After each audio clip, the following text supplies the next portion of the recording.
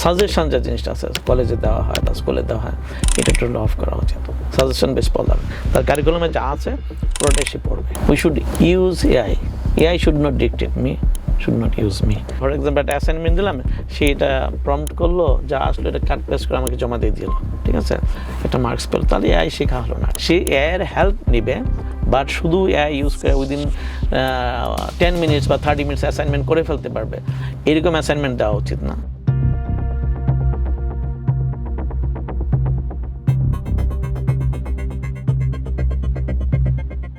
উচ্চশিক্ষা শুধু ডিগ্রি অর্জনের পথ নয়, এটি একটি দেশের উন্নয়ন ও জ্ঞানভিত্তিক সমাজ গঠনের অন্যতম ভিত্তি।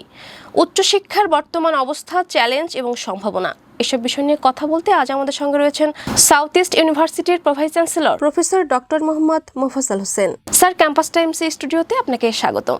ধন্যবাদ। কেমন আছেন স্যার? আলহামদুলিল্লাহ, ভালো আছে। স্যার, প্রথমে আপনার কাছে জানতে চাইবো, বাংলাদেশের শিক্ষা ব্যবস্থায় সরকারি ও বেসরকারি বিশ্ববিদ্যালয়ের মধ্যে মানের পার্থক্য আসলে কতটা? এটা এক কথায় উত্তর দেওয়া ভেরি ডিফিকাল্ট। বাংলাদেশে প্রায় 177টা ইউনিভার্সিটি আছে, তার মধ্যে 115টা প্রাইভেট ইউনিভার্সিটি আর 57টার মতো পাবলিক ইউনিভার্সিটি।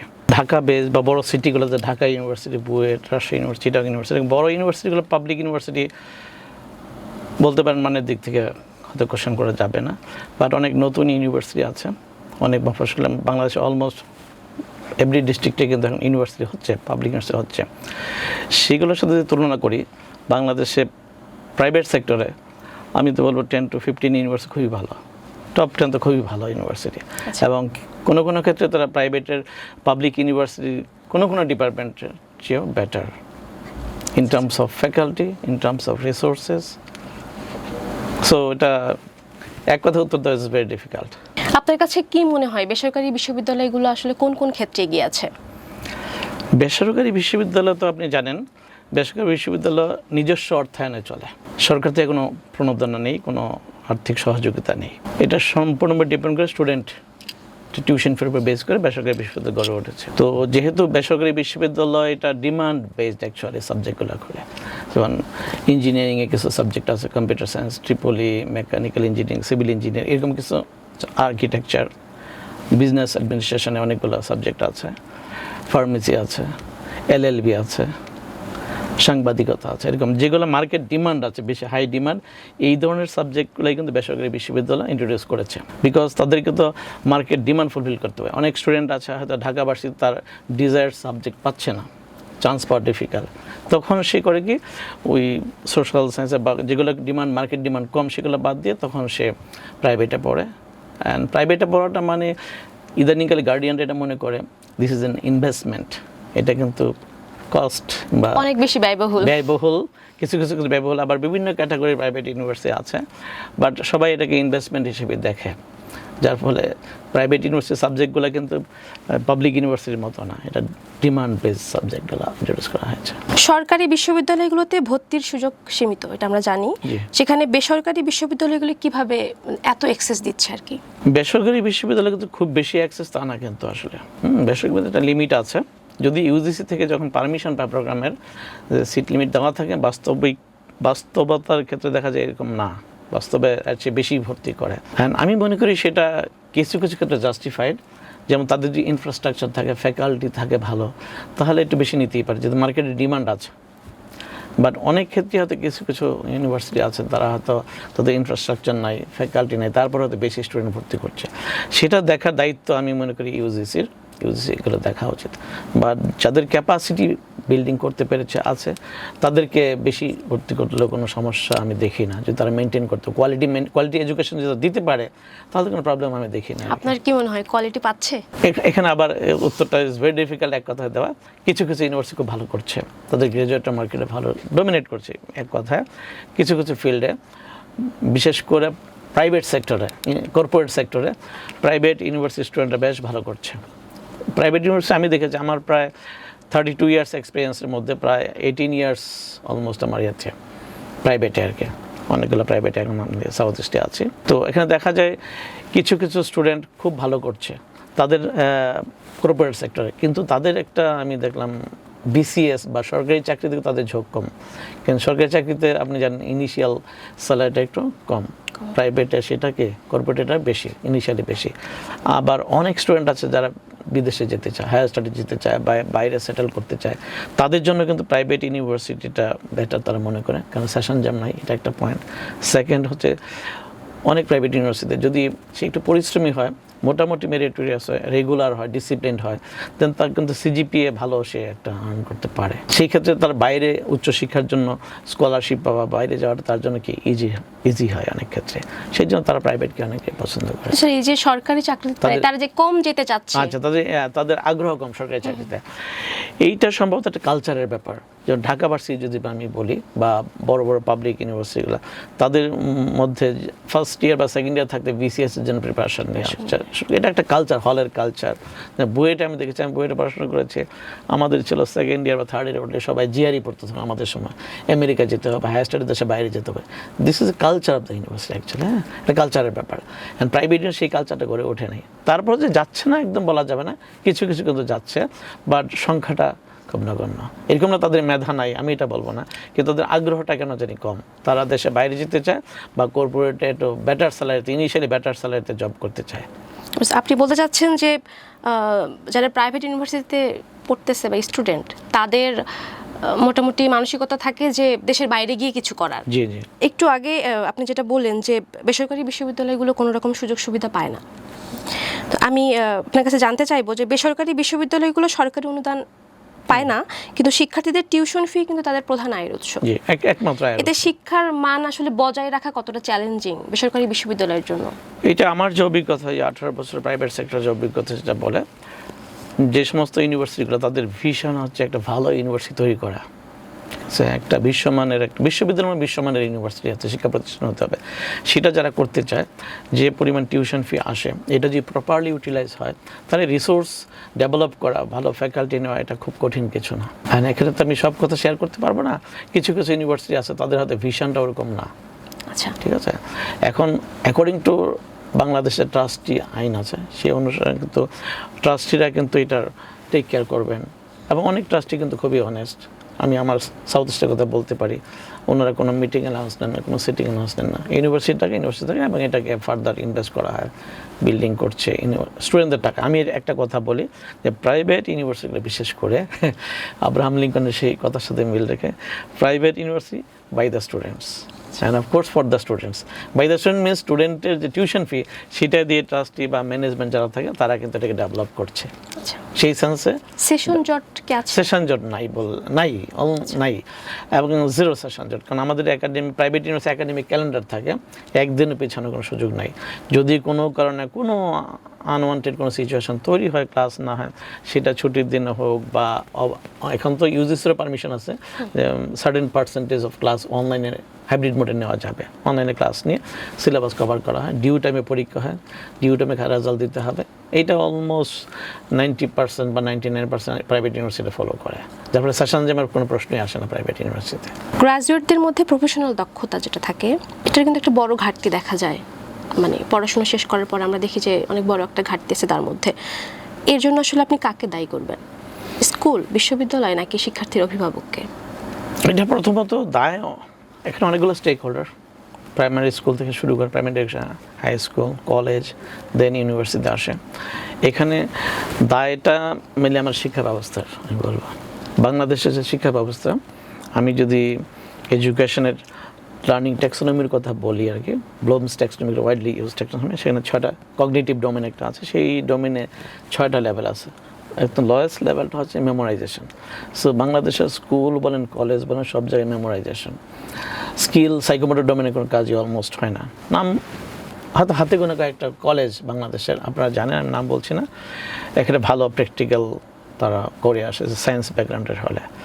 সো স্কুল কলেজের শিক্ষা ব্যবস্থা বাংলাদেশে, সেখানে মেমোরাইজেশন লেভেল আছে, ক্রিটিক্যাল থিঙ্কিং বা অ্যাপ্লাই লেভেলগুলো এখানে আসে না, যার ফলে বিশেষ করে স্টুডেন্টদের ম্যাথমেটিক্স বা সায়েন্সের ব্যাকগ্রাউন্ড বা ইংলিশ ব্যাকগ্রাউন্ড খুবই উইক, খুবই খারাপ। বিশেষ করে যারা মফস্বল থেকে আসে তাদের ওখানে শিক্ষার ওই কন্ডিউসিভ এনভায়রনমেন্ট আমরা তৈরি করতে পারিনি, ভালো শিক্ষক নাই, স্কুলগুলোতে ভালো শিক্ষক নাই। তাহলে ভালো স্টুডেন্ট যদি ইউনিভার্সিটি না আসে, ইউনিভার্সিটি ছাড়া আমরা কতটুকুই বা তাদেরকে ডিফাইন করতে পারি? হ্যাঁ, এটা একটা বিরাট প্রবলেম বাংলাদেশে। তো আমি মনে করি গভর্নমেন্টের উচিত primary education, school level education বেশি গুরুত্ব দেওয়া, সেখানে ভালো মানের শিক্ষক প্রোভাইড করা। ভালো মানের শিক্ষক এখন যারা ব্রিলিয়ান্ট স্টুডেন্ট, যারা বিসিএস দেয়, তারা কিন্তু স্কুলে টিচিংয়ে যেতে চায় না। কারণ কি? স্যালারি কম, তাদের অনেক লয়ার করে তাদের অবস্থান, সেই জন্য যেতে চায় না। আমি মনে করি স্কুলগুলোতে স্কুল টিচার যারা আছে, প্রাইমারি স্কুলের যে টিচার আছেন, তাদেরকে এটা আপ করা উচিত। তাদের যথাযথ সম্মান দিলে অবশ্যই ভালো স্টুডেন্টরা, ব্রিলিয়ান্ট স্টুডেন্টরা এনকারেজড হবে to be teacher in the primary sector. তাহলে এই সমস্যার সমাধান কিছুটা হবে বলে আমি বিশ্বাস করি। আর ইউনিভার্সিটিতে আসার পরে আমরা তো ঘর সমাজে করে কতটুকু ডেভেলপ করতে হবে, তার ব্যাকগ্রাউন্ডটা উইক থাকে, সেটা বেশ ডিফিকাল্ট। আমি মনে করি আমি ইলেকট্রিক্যাল ইঞ্জিনিয়ারিং পড়াই, তাদের ম্যাথমেটিক্স ব্যাকগ্রাউন্ড খুবই দুর্বল, ডিফারেন্স, ইন্টিগ্রেশন, এটা একটা পরীক্ষা সিস্টেমের একটা সমস্যা। অনেক পরীক্ষা আছে যে বাংলাদেশে একটা কোশ্চেনে বাংলা মিডিয়ামে অথবা থাকে, ওর দেখা যায় ইন্টিগ্রেশন করলে ডিফারেন্সিয়েশন না করলে হয়, এই সিস্টেমটা চলে আসে। এটা খুবই হার্মফুল সিস্টেম একটা বাংলাদেশে, এটা বন্ধ করা উচিত। স্টুডেন্ট পুরো সিলেবাসটা পড়বে, কারিকুলামটা পড়বে, তারপর কোশ্চেন কি এর মধ্যে দেখা হবে। সে জানবে না যে সাজেশন যে জিনিসটা আছে কলেজে দেওয়া হয় বা স্কুলে দেওয়া হয়, এটা টোটাল অফ করা উচিত। সাজেশন বেশ পড়াবে, তার কারিকুলামে যা আছে পুরোটাই সে পড়বে। হ্যাঁ, প্লাস এখনকার যুগে যে এআইয়ের যুগ, এখন আইটির যুগ তো আমরা বলি, এখন এআই চলে আসছে। আমাদের স্কুল লেভেলে বা ইউনিভার্সিটি কলেজ লেভেলে এই টেকনিক্যাল এডুকেশন থাকা উচিত। যদিও আইসিটি নামে একটা সাবজেক্ট আছে, ওটাও মুখস্থবিদ্যা, কিন্তু দেখা যায় স্টুডেন্টরা এমএস ওয়ার্ডে টাইপ করতে পারে না, কোনো প্রেজেন্টেশন স্লাইড বানাতে পারে না, কিছু পারে, এটা তো খুবই নেগলিজেবল। 1% to 5% স্টুডেন্ট পারলে তো লাভ নেই। আমার 95% স্টুডেন্টে কি ওই স্কিলটা ডেভেলপ করে ইউনিভার্সিটিতে আসে না, যার ফলে এসে তারা সমস্যায় পড়ে। একটু আগে বলেন এআই আসলে আপনার কি মনে হচ্ছে যে আমাদের দেশে কিভাবে এটা প্রভাব ফেলছে স্টুডেন্টদের জন্য? এটা কি ভালো হচ্ছে আমাদের জন্য নাকি খারাপ হচ্ছে? এইটা নিয়ে অনেক ডিবেট আছে, আমেরিকাতেও ডিবেট হচ্ছে, বার্নি স্যান্ডার্সের একটা ওয়েবসাইট আছে, আপনি দেখবেন, অনেক ডিবেট আছে। প্লাস দুই দিকে আছে আর কি। তো আমি পার্সোনালি মনে করি এআই কোনো খারাপ কিছু না আর কি। এআইকে প্রপারলি, ইন্টেলিজেন্টলি আমাদেরকে ইউজ করতে হবে। We should use AI should not dictate me, should not use me, এই এতে ইউজ করতে হবে। আমি যদি শুধু ছাত্রদের ফর এক্সাম্পল একটা অ্যাসাইনমেন্ট দিলাম, সেইটা প্রম্পট করলো, যা আসলো এটা কাট পেস্ট করে আমাকে জমা দিয়ে দিল, ঠিক আছে, একটা মার্কস পেল, তাহলে এআই শেখা হলো না। এটা কি হচ্ছে আসলে? এটা হচ্ছে, অনেক ক্ষেত্রেই হচ্ছে এটা। বাট আমাদের দায়, এই জন্য টিচারদের দায় আছে, টিচারকে এমন কোশ্চেন করতে হবে, এমন অ্যাসাইনমেন্ট দিতে হবে যেটাকে স্টুডেন্টদের ক্রিটিক্যাল থিঙ্কিং থাকবে, সে এআইয়ের হেল্প নেবে। বাট শুধু এআই ইউজ করে উইদিন 10 মিনিটস বা 30 মিনিটস অ্যাসাইনমেন্ট করে ফেলতে পারবে, এরকম অ্যাসাইনমেন্ট দেওয়া উচিত না। যেটা দেওয়া উচিত যে কয়েকদিন তাকে চিন্তা করতে হবে কোন টুল ইউজ করতে হবে, কীভাবে ইউজ করতে হবে, তারপর ক্রিটিক্যাল থিঙ্কিংয়ের কিছু ব্যাপার থাকবে যেটা তাকে এক্সপ্লেন করতে হবে। সেই জন্য আমাদের টিচারদের অনেক সময় দিতে হবে, অ্যাসাইনমেন্ট ও কোশ্চেন সেরকমভাবে করতে হবে। এটাতে তো আসলে ছাত্রদের জ্ঞান চর্চা হচ্ছে না। যখন সে দেখা এআই এর হেল্প নিচ্ছে একটা অ্যাসাইনমেন্টের জন্য, সে তো নিজে কোনো পড়াশোনা এটার পিছনে করছে না বা নিজে সময় দিচ্ছে না। হ্যাঁ, এটা আপনি যেটা বলছেন যে আমি ফর এক্সাম্পল আমি একটা জিনিস জানতে চাই, আমি জাস্ট প্রম্পট করলাম এআই কোনো একটা টুলে, সে আমাকে একটা অ্যান্সার দিয়ে দিল, ঠিক আছে। এটা এআইয়ের যুগে। আগে কি ছিল, আমাদের টেক্সট বই আছে বা টিচাররা ওই যে কোচিং করে, বাংলাদেশে কোচিংয়ে যায়, নোট দেয়, সেটা সে মুখস্থ করে পরীক্ষার হলে মুখস্থ লিখে দেয়। তো সিমিলার তো আমি মনে করি। আগে ছিল যে কোচিংয়ে নোট করে দিচ্ছে, মুখস্থ করে লিখে দিচ্ছে, আর এখন যদি আমি অ্যাসাইনমেন্ট দিই বা কোনো কোশ্চেন দিই, সেটা এআইকে বলছে, এআই লিখে দিচ্ছে, হয়তো মুখস্থ করতে হচ্ছে না, রাইট। বাট এর মধ্যে যে ক্রিয়েটিভিটির ব্যাপার আছে, আমি এজ এ টিচার, আমরা যদি ক্রিয়েটিভ ওয়েতে কোশ্চেন করি বা অ্যাসাইনমেন্ট বা প্রজেক্ট দেই, হ্যান্ডস অন প্রজেক্ট করতে হবে, এআই তার প্রজেক্ট করে হার্ডওয়্যার কিছু করে দিতে পারবে না, সেই জিনিসগুলো কিন্তু করা যায়। এর হেল্প নেবে, এর হেল্প নিয়ে ভালো কিছু ক্রিয়েটিভ কিছু করবে, সেইভাবে তাকে স্টুডেন্টকে গড়ে তুলতে হবে। এবং আমি এআই বাদ দিই বা বাংলাদেশে এআই ইউজ করা যাবে না, কপি পেস্ট করে, তাহলে আমরা পিছিয়ে যাব আমি মনে করি। এর পরে আর কি অপেক্ষা করছি ওই জন্য আমরা জানি না আসলে। বেসরকারি বিশ্ববিদ্যালয়গুলোকে সরকার কিভাবে সাপোর্ট করতে পারে? ট্যাক্স ছাড়, গবেষণা অনুদান বা নিয়ন্ত্রণের মান উন্নয়ন সম্ভব কি এটা? জি, thank you for this question, খুব ভাইটাল কোয়েশ্চেন। হ্যাঁ, বেসরকারি বিশ্ববিদ্যালয়গুলো শুধুমাত্র এখন আর্নিং হচ্ছে তাদের টিউশন, স্টুডেন্টদের টিউশন পায়, এটার উপরে বেস করে স্যালারি, ইনফ্রাস্ট্রাকচার এভরিথিং করতে হয়। ইউজিসি থেকে তেমন কোনো অনুদান নাই, পাবলিক ইউনিভার্সিটি কোনো বাজেট নাই। বাট আমি মনে করি এখন এটা একটা ট্যাক্স আছে, বর্তমান প্রধানমন্ত্রী অনেকের 10%, 5% মতো করেছেন, সেই জন্য অনেক অসংখ্য ধন্যবাদ আমার পক্ষ থেকে। আসলে সেটা একটা ভালো উদ্যোগ।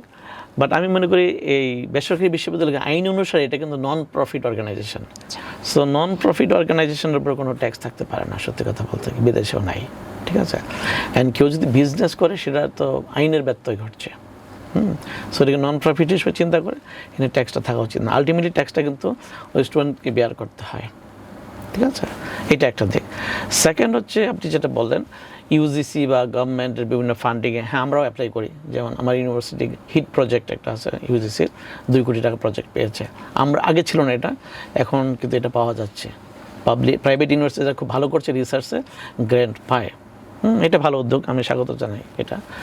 আর দ্বিতীয় হচ্ছে আরও যদি করা যায়, যে রিসার্চ বাজেট গভর্নমেন্ট থেকে রিসার্চ পারপাসে শুধুই ফান্ডটা খরচ করতে পারবে প্রাইভেট ইউনিভার্সিটি, এরকম যদি কিছু থাকে, যদি ট্যাক্স নেওয়াই হয় তাহলে আমাদের কিছু রিটার্ন দেওয়া উচিত ওই টার্মে, যে ওদেরকে রিসার্চ গ্র্যান্ট শুধু দেওয়া হবে, অন্য কোনো পারপাসে টাকা দেওয়া হবে না। এটা হিসাব কিতাব ইউনিভার্সিটি দেবে গভর্নমেন্টকে, সেটা করা যেতে পারে। আর ট্যাক্সটা আমি বলবো যে এটা না থাকা উচিত, অ্যাজ পার ডেফিনেশন নন প্রফিট অর্গানাইজেশনের কোনো ট্যাক্স হতে পারে না। সাউথ ইস্ট ইউনিভার্সিটি বর্তমানে কিভাবে চলছে? সাউথ ইস্ট ইউনিভার্সিটি আলহামদুলিল্লাহ এখন আমাদের পার্মানেন্ট ক্যাম্পাসে আমরা রান করছি। আমাদের প্রায় 16,000 স্টুডেন্টস আছে, ইনক্লুডিং অল মাস্টার্স, আন্ডারগ্রেড মিলে। আমাদের কোনো ইউনিভার্সিটি কোনো জানা নেই বিশেষ কোনো উদ্যোগ। বিশেষ উদ্যোগ মানে আমাদের এখন 11টা আন্ডারগ্রেড প্রোগ্রাম আছে, 5টা আছে মাস্টার্স প্রোগ্রাম। আমরা আরও কয়েকটা সাবজেক্টে অ্যাপ্লাই করেছি, মাস্টার্স ইন ফার্মাসি, দেন আমরা সফটওয়্যার ইঞ্জিনিয়ারের উপর, এটা আমরা সহসা ইনশাল্লাহ অনুমোদন পেয়ে যাবো আন্ডারগ্রেড করার জন্য। সিভিল ইঞ্জিনিয়ারিং আমরা খুলবো, আমরা আর্টিফিশিয়াল ইন্টেলিজেন্স অ্যান্ড ডাটা সায়েন্সের উপরে আন্ডারগ্রেড খুলবো, আমরা আশা করছি। কারিকুলাম ডেভেলপ করছি আমরা, এবং আমাদের ল্যাব ফ্যাসিলিটিস, ইঞ্জিনিয়ারিং যদি বলি ল্যাব ফ্যাসিলিটিস খুবই ভালো আলহামদুলিল্লাহ। আর বিজনেস বা ল ডিপার্টমেন্ট আছে, ফার্মেসি আছে, pharmacy lab one of the best labs in বাংলাদেশে। যত ফার্মেসি ডিপার্টমেন্ট আছে তার মধ্যে ওয়ান অফ দ্য বেস্ট বলবো আর কি। ল্যাব ফ্যাসিলিটি আমাদের 21টা ল্যাব আছে, স্টুডেন্টরা রিসার্চ করে। আমাদের এই বছর স্কোপাস ইন্ডেক্স মোর দেন 350 পাবলিকেশন হয়ে গেছে। সো আমাদের টিচাররা রিসার্চ করছে, আলহামদুলিল্লাহ আমরা খুব একটা ভালো পজিশনে আছি এবং উপরের দিকে যাচ্ছি আলহামদুলিল্লাহ। আমরা গত বছরে কিউএস এশিয়া র্যাঙ্কিং আমরা 9th হয়েছে এবং প্রাইভেট ইউনিভার্সিটিস। শিক্ষার্থীদের জন্য স্কলারশিপ, লোন বা ফি ওয়েভার, এই ব্যবস্থাটা কতটা কার্যকর? বেসরকারি বিশ্ববিদ্যালয়ে দরিদ্র মেধাবী শিক্ষার্থীদের সুযোগ বাড়াতে আসলে কি করা উচিত? হ্যাঁ, গুড কোয়েশ্চেন। এইটা বাংলাদেশে প্রাইভেট ইউনিভার্সিটিগুলো সবাই কিন্তু সমানভাবে দেয় না, কিছু কিছু ইউনিভার্সিটি বেশ ভালো দেয়। তার মধ্যে অন্যতম south east university. South east university প্রায় 13 ক্যাটাগরির কিন্তু ওয়েভার আছে। মুক্তিযোদ্ধা, ফ্রিডম ফাইটার্সদের সন্তানদের জন্য, জুলাই যোদ্ধাদের জন্য, তারপরে অরফান বা এতিম বাচ্চাদের জন্য। বাবা যদি অ্যাডমিশন নেওয়ার পরে বাবা যদি মারা যায় তখন তাকে ফুল এমন 90% পর্যন্ত ওয়েভার দেওয়া হয়। আর এসএসসি বেসড ওয়েভার আছে, মেরিট ওয়েভার আছে, বিভিন্ন ধরনের ক্যাটাগরিতে ওয়েভার। ফিমেল স্টুডেন্ট হলে 10% ওয়েভার, এরকম বিভিন্ন ধরনের ওয়েভার তাদেরকে দেওয়া হচ্ছে এবং বছরে প্রায় 32 কোটি প্লাস ওয়েভার দেওয়া হয়। না, অনেকেই মনে করেন নিম্নবিত্ত মধ্যবিত্তের জন্য আসলে প্রাইভেট ইউনিভার্সিটি না, অনেক বেশি ব্যয়বহুল। তো তাদের জন্য আসলে সুযোগ কত? তাদের জন্য সুযোগ আছে যদি খুবই মেরিটোরিয়াস হয়, তখন তাদেরকে আমাদের বোর্ড মেম্বারদের জন্য একটা কোঠা আছে, ওনারা তখন ওই কোঠায় 100% ফ্রি করে দেন। এটা সুযোগ আছে। আমাদের এখানে অনেক গরিব স্টুডেন্ট পড়ে, একজন স্টুডেন্ট পাশ করেছে ফার্মেসি থেকে, সে এখন বেশ ভালো স্যালারিতে জব করছে, তার কিন্তু ফ্যামিলি ব্যাকগ্রাউন্ড স্ট্রং, সে কিন্তু ফ্রি পড়েছে, অলমোস্ট ফ্রি পড়েছে। এরকম অনেক স্টুডেন্ট আছে। বেসরকারি বিশ্ববিদ্যালয় হিসেবে ফি নির্ভরতার চাপ কতটা? এই চাপের মধ্যে মানসম্মত শিক্ষা এবং গবেষণা বজায় রাখছে south east university? South east ইউনিভার্সিটির একটা মোটো আছে, meeting the challenges of time. দ্বিতীয় হচ্ছে south east university best education provide করেছে উইদিন অ্যাফোর্ডেবল কস্ট। আপনি যদি কম্পেয়ার করেন দেখবেন সাউথ ইস্ট ইউনিভার্সিটির টিউশন ফিস খুব বেশি না, একটা মিডিয়াকার রেঞ্জে আছে, কিন্তু তার মধ্যে থেকে বেস্ট এডুকেশনটা দেওয়ার চেষ্টা। রিসোর্স বলেন, আমাদের ক্যাম্পাসে আপনি ভিজিট করেন দেখবেন খুবই নান্দনিক ক্যাম্পাস, এবং মাল্টিমিডিয়া ক্লাসরুমস, ল্যাবগুলো সব এয়ার কন্ডিশন, সব ক্লাসরুম এয়ার কন্ডিশন। সো একটা কন্ডিসিভ একাডেমিক এনভায়রনমেন্ট দেওয়ার চেষ্টা করছে সাউথ ইস্ট ইউনিভার্সিটি। হ্যাঁ, এই মিডিওকার রেঞ্জের টিউশন ফি নিয়েও আমি টপ যারা আছে 1-2 এর মধ্যে যারা আছে তাদের যে টিউশন ফি তার তুলনায় আমাদের টিউশন ফি অনেক কম। দেশের উচ্চশিক্ষায় সবচেয়ে বড় গাফিলতি কোথায় মনে করেন? উচ্চশিক্ষায় গাফিলতি আমি বলবো না, বাট এখানে একটা নজরদারি দরকার গভর্নমেন্টের। যেমন ইউজিসি আমাদের কন্ট্রোলিং অথরিটি বা আমাদের নজরদারি করেন। আমি মনে করি ইউজিসির লোকবলের অভাব আছে, প্রপারলি গাইড করে তাদের পক্ষে 177টা ইউনিভার্সিটিকে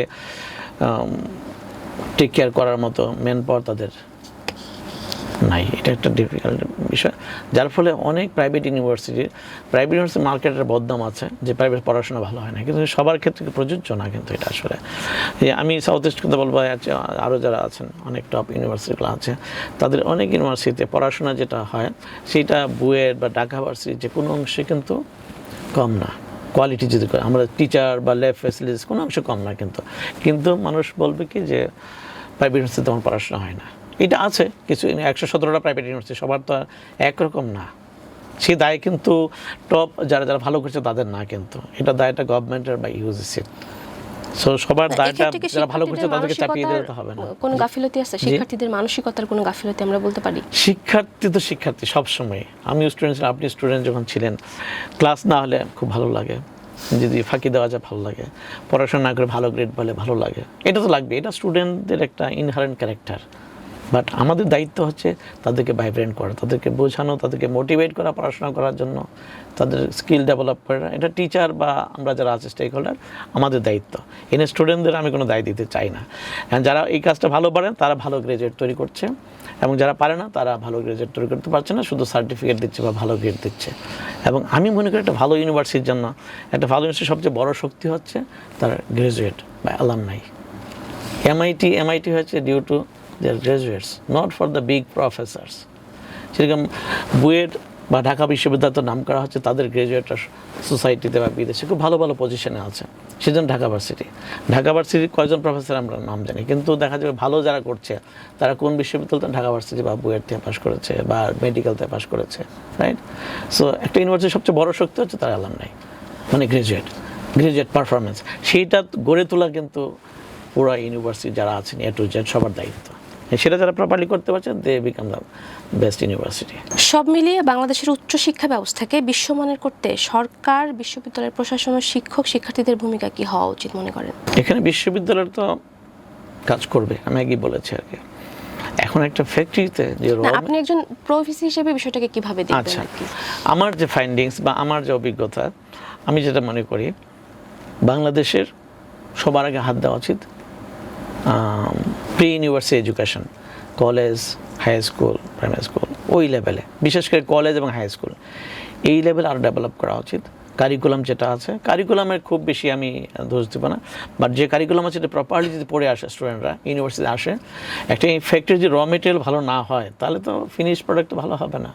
সো ইউনিভার্সিটির দায়িত্ব আছে, আমরা তো কাজ করব, বাট ওই জায়গাটা হাত দেওয়া উচিত। কারণ আমি ফার্স্ট ইয়ার একটা কোর্স পড়াই, আমার ক্লাসের স্টুডেন্টদের দেখি তাদের ম্যাথমেটিক্সের ব্যাকগ্রাউন্ড খুবই উইক, বা এই যে শর্ট সিলেবাসের যে পড়াশোনা এইচএসসি পাস করেছে কিছুদিন আগে পর্যন্ত, এটা একটা বড় অন্তরায় ছিল, এটা হওয়া উচিত না। কলেজ লেভেল SSC পরীক্ষাগুলো খুব টাফ হওয়া উচিত, যারা ভালো রিয়েলি ভালো তারা যেন ভালো রেজাল্ট করতে পারে, যারা মনোকল করে বা খারাপ পড়াশোনা করে তারা যেন ভালো করতে না পারে, সেই ব্যবস্থা থাকা উচিত। দেন ইউনিভার্সিটি তারা ভালো করবে। যে সারা দেশে প্রশ্নের যে বিষয়টা মাঝখানে বেশ আলোড়ন ছিল দেশে, একই প্রশ্নে পরীক্ষা হওয়াটা ভালো নাকি বিভাগ অনুযায়ী প্রশ্ন আলাদা হওয়া উচিত SSCর ক্ষেত্রে? এখন গভর্নমেন্ট যেটা করেছে আমার জানা মতে যে সারা বাংলাদেশে একটাই প্রশ্ন, ফর এক্সাম্পল সায়েন্সের জন্য সেম কোশ্চেন, এটা নট ব্যাড। আমি মনে করি সব বোর্ডের জন্য তাহলে সমান। এটা তো আসলে আমাদের সময় ছিল না। যেমন রাজশাহী বোর্ড একজন প্রশ্ন করে, বা দিনাজপুর বোর্ড থেকে আছে, ময়মনসিংহ বোর্ড, ঢাকা বোর্ড আছে, এক বোর্ডের কোশ্চেন, কোনো বোর্ডের কোশ্চেন ইজি হয়, কোনোটা কি টাফ হয়, তো তারপর তাদেরকে এক পাল্লায় মাপা কিন্তু একই স্কেলে মাপা ঠিক না আর কি। সেই জন্য সেম কোশ্চেনে সেম সাবজেক্টের পরীক্ষা, এটা খুব ভালো উদ্যোগ আমি মনে করি।